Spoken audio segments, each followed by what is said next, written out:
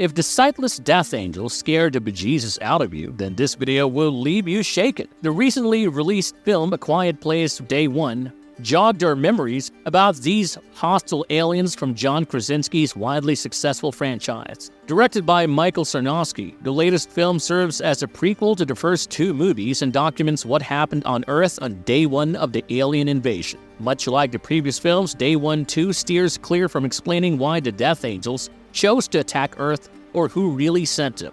We are pretty much in the dark about this, and hence, let us theorize some possible motives behind the invasion and what may have triggered their predatory behavior. Let's begin, shall we? But first, here's a brief introduction to the Death Angels for those who need a refresher. These are invasive alien species who crash-landed on Earth, riding on meteors in the year 2020. The Death Angels are blind and are equipped with hypersensitive hearing, thus they are triggered by the slightest of sound. They track their prey through echolocation, that is, the detection of objects through reflected sound, thus nobody is safe unless humans learn to live in complete silence. These predatory creatures have an armored exoskeleton, which makes them indestructible. The only way to kill them is to attack their heads when the face plates are open. To make things worse, the Death Angels have claws for fingers and are extremely fast, running at speeds of around 300 miles per hour. However, they do have a few weaknesses, such as they drown in deep water and are incapacitated by high-pitched noise. But that's not enough to kill these alien predators. Now, here are our theories on why the Death Angels landed on Earth. Before we go into our explanation, we have a very small request. If you like our content, please support us by subscribing to our channel. This is a small click for you, but for us it means a lot. Thank you, and let's begin.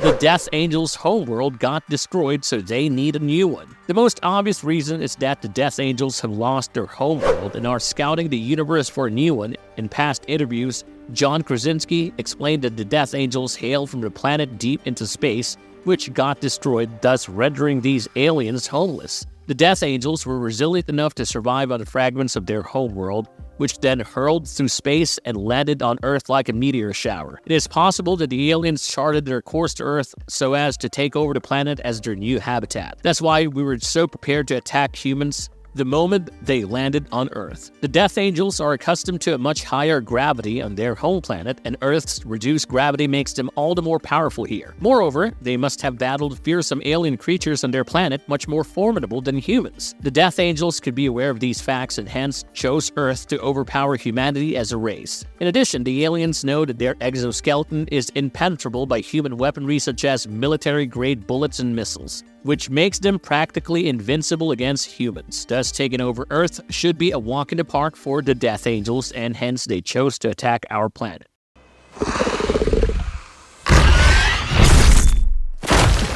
The Death Angels wish to develop eyesight to become a formidable force. Another reason is that the Death Angels plan to develop more senses than just their super advanced hearing. These creatures originated on a lightless planet with hellish conditions, and hence the ability to see was never a requirement for them. Through generations of evolution, they developed a heightened sense of sound to track their prey and hunt in the dark. We don't know what or who destroyed their homeworld, maybe because of their inability to see. The aliens could not save their planet from the attackers and were perhaps defeated by a more advanced race. To overcome this physiological flaw, the Death Angels have chosen a planet that receives natural light in the hope that they develop the ability to see through generations of evolution, just like they did with their hearing senses. It's more like a long-term goal so that if their future generations face a similar attack again, they can protect their current habitat from destruction. In a sense, they wish to set up Earth as their base to counter future attacks because whatever destroyed their planet can always come back for round 2. This theory is somewhat supported by the fact that the Death Angels have created secret layers on Earth and are feeding their younglings to make them grow stronger. Maybe by bringing the young ones in an environment like Earth, the Death Angels are prepping them up to be more worthy warriors against the mighty forces that obliterated their original planet. And there can be no bigger weapon for the Death Angels than the ability to see or even smell. In addition to their super awesome hearing, they will finally be able to depend on more than just echolocation.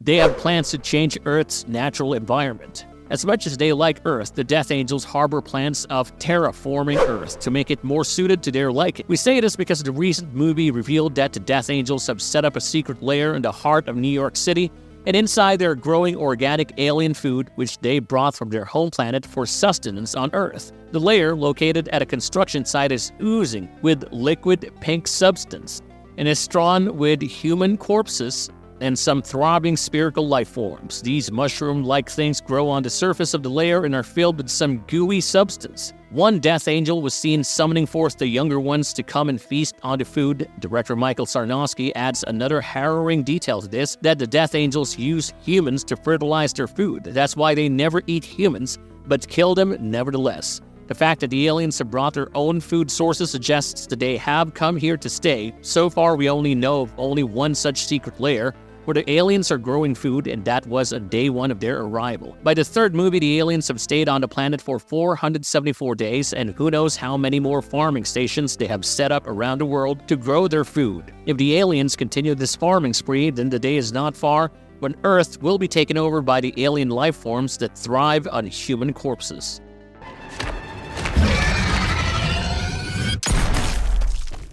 The Death Angels almost went extinct, and they went to repopulate the race. Life thrives on Earth, and the Death Angels know that very well. This brings us to our next theory, that the destruction of their planet was an extinction-level phenomenon that wiped out most of the Death Angels. The ones who survived set their eyes on Earth to set up base and procreate in an environment which is far more nurturing and nourishing than their hellish homeworld. By landing on Earth with their own crop sources, the Death Angels will be able to alter the environment just enough so that they can carry on their reproduction process and repopulate their race. Exactly how many Death Angels arrived on Earth remains ambiguous, but what we know is the meteors crashed in locations across New York, Shanghai, and Mexico. Around a dozen Death Angels were seen attacking within just the perimeter of New York City on day 1, and by day 89 they have infiltrated the forests in upstate New York, and a year later the small rural town in New York's Millbrook is swarming with these guys. They want to become the apex predators again. The Death Angels were said to be the apex predators in their planet. Their origins on a harsh planet forced them to evolve into extremely resilient beings and hence the most powerful species on the planet. The absence of eyesight resulted in their predatory nature, attacking anything that moves to ensure their survival. Hunting and killing is crucial for the survival of this species. It is as if they keep sharpening their survival instincts by killing other living beings. Maybe they've wiped out most of the other species on their own planet, which caused the environment to collapse and led to its destruction. And subsequently, the abundance of life forms on Earth attracted them to our planet so that they can continue to kill and thrive and become the apex predators again on a new planet.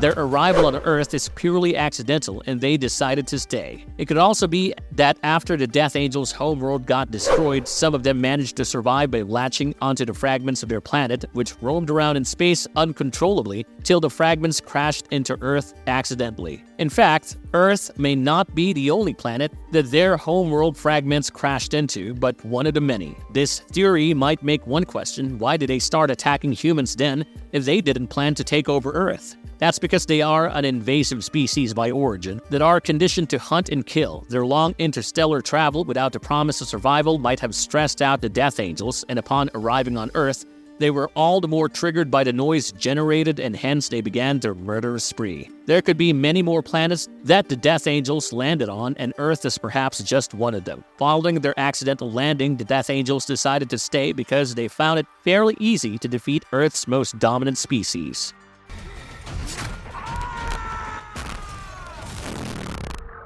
Who sent the Death Angels? An alien mastermind or intergalactic environmentalists?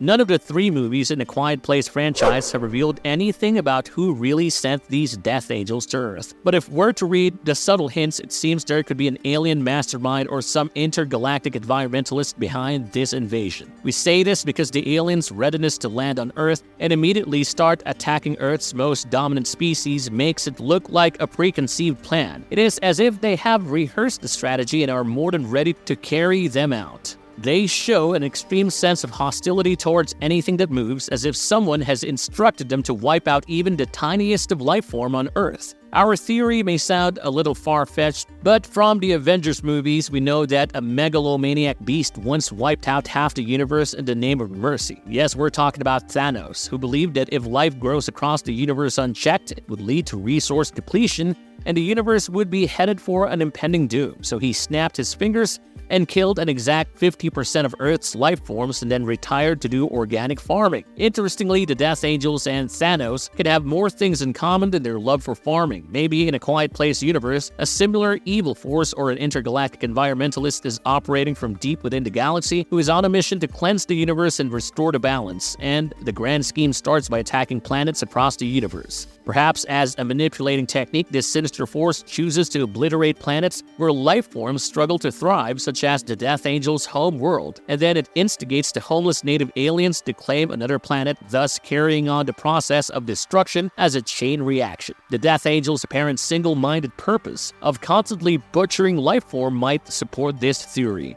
An advanced alien civilization or galactic conquerors. Another theory is that the Death Angels are the bioweapons of an advanced alien civilization who have deployed these creatures to cleanse Earth of their existing life forms and prepare the planet for colonization. They have been sent by a race of galactic conquerors who have deployed the Death Angels as the first part of their invasion plan to weaken planets for a full-scale colonization. We already know that the Death Angels are growing their own food and using humans as fertilizer, which supports the theory that they are readying the Earth's environment for the alien civilization that sent them so that they can just arrive and start thriving on this new planet. We say it's an advanced alien race that sent the Death Angels because A, the Death Angels were prepared to survive a long interstellar journey in space, and B, their immediate attack on Earth's dominant species suggests that these bioweapons have been prepared in an advanced design and purpose.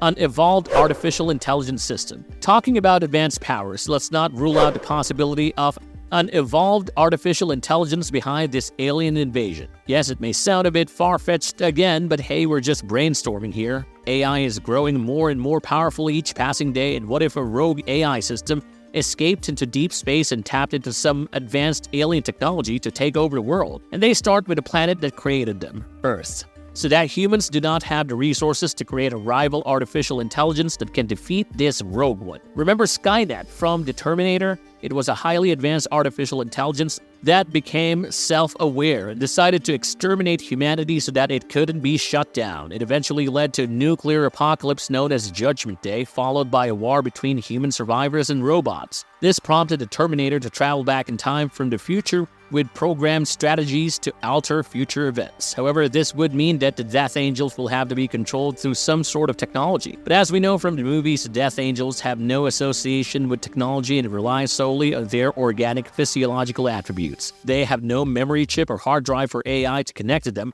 so it's highly unlikely that advanced intelligence is behind this alien invasion.